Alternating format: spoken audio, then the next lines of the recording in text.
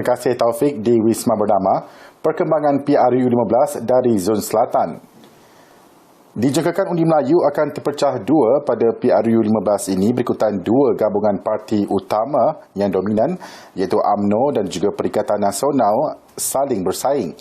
Ini dinyatakan menerusi kajian kumpulan penyelidikan kepimpinan, kenegaraan dan kesejahteraan sosial Universiti Teknologi Malaysia.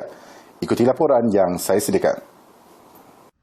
Menurut pensyarah kanan Fakulti Sains Sosial dan Kemanusiaan UTM, Profesor Dr. Fauzi Othman, apabila berlakunya pecahan itu, kelebihan akan berpihak kepada Perikatan Nasional untuk merebut 26 kerusi Parlimen Johor, termasuk kerusi panas Parlimen Pagoh yang disandang bekas Perdana Menteri Tan Sri Muhyiddin Yassin selama 6 penggal.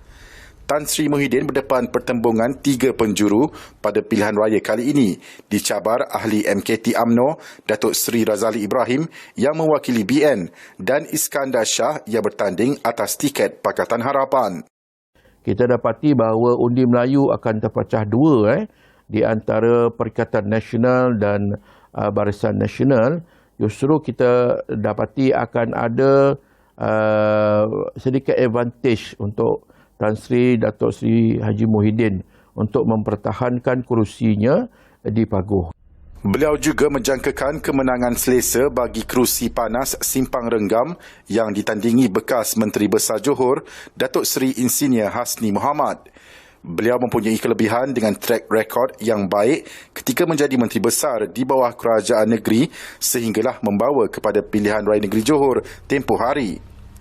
Datuk Seri Hasni akan berdepan persaingan 4 penjuru melibatkan calon PH Mazli Malik yang juga merupakan penyandang kerusi berkenaan, calon dari PN Muhammad Fazrul Kamat dan Kamal Kusmin yang mewakili Parti Pejuang.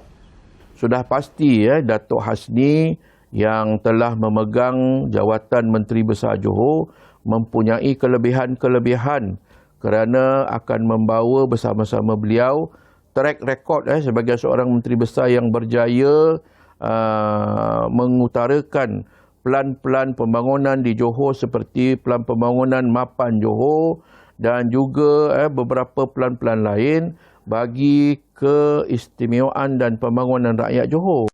Dr. Fauzi berkata pengundi milenium atau generasi X dan Y ini merupakan faktor baru dalam pengundian negara. Kajian mendapati mereka tidak mempunyai kesetiaan kepada mana-mana parti dan lebih terbuka memilih mana-mana calon yang mereka sukai bersandarkan faktor keadaan semasa negara. 96 calon dari 7 parti politik dan bebas bertanding di 26 parlimen di seluruh Johor pada PRU15 kali ini. Mengikut statistik SPR, 5 calon bebas turut bertanding di 4 parlimen iaitu 2 di Parlimen Ledang dan masing-masing seorang di Parlimen Bakri, Kluang serta Mersing.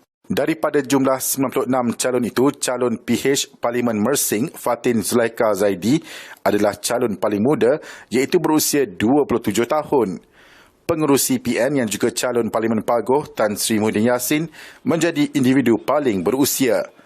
PRU15 di Johor turut menyaksikan Parlimen Ledang mencatatkan pertembungan paling ramai calon iaitu 6 penjuru.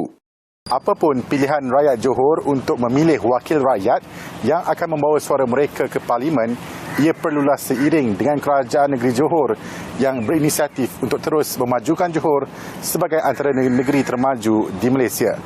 Himan Jamil bersama juru kamera Fazil Hakimi Zulkifli dari Muar Johor untuk Bernama TV. Barisan kepimpinan kerajaan negeri Johor yang kebanyakannya dipimpin anak muda menjadi pendorong semangat kepada calon muka baharu Barisan Nasional Negeri untuk bertanding dalam PRU15. Pengerusi BN Johor Datuk Seri Insinyur Hasni Mohamad menjangkakan sasaran 20 kerusi yang dimahukan timbalan pengerusi BN Datuk Seri Muhammad Hassan tidak mustahil boleh dicapai dan beliau akan memastikan jentera bergerak sepenuh tenaga sehingga ke saat akhir tempoh berkempen tempat 12 malam ini. Berikut bingkisan yang saya sediakan. Saya tidak mengatakan ianya mustahil, tetapi setakat ini kita belum mencapai. sasaran yang diharapkan. Cuma selain daripada pencapaian yang lebih baik, yang jauh lebih baik berbanding dengan pilihan raya yang ke-14, tetapi saya akan menggunakan segala ruang dan peluang yang ada lagi 2 hari ini untuk kita sedapat-dapat mencapai sebaik mungkin sasaran yang ditetapkan. Setiap calon BN Johor berkongsi wawasan, perancangan dan ikhtiar masing-masing untuk disampaikan kepada rakyat. Beliau juga menegaskan calon BN perlu menawarkan manifesto bersesuaian dengan keperluan di sesebuah parlimen itu. Ramai mungkin pengundi, itu nasihat saya, dan kita sudah sepatutnya tidak lagi hanya bersama dengan jentera sahaja, tetapi juga mendekati pengundi-pengundi, berjumpa dengan mereka dan menjelaskan kepada pengundi berkenaan dengan tawaran sebagai calon bagi setiap kawasan. Mungkin setiap kawasan itu ada perbezaan dari segi keutamaannya. Beliau juga optimis tidak menghadapi masalah untuk sekurang-kurangnya memenangi 16 kerusi dari 26 parlimen di Johor. Momentum Barisan Nasional terus berada dalam keadaan baik ekoran kemenangan selesa pada pilihan raya negeri Johor yang lalu. Namun ia bukanlah penanda aras kepada rakyat untuk terus memilih wakil rakyat bagi menyuarakan suara mereka di parlimen nanti. Apapun keputusannya 19 November ini. Tuan Jamil bersama jurukamera Fazil Hakim Zulkifli dari Muar Johor untuk Bernama TV.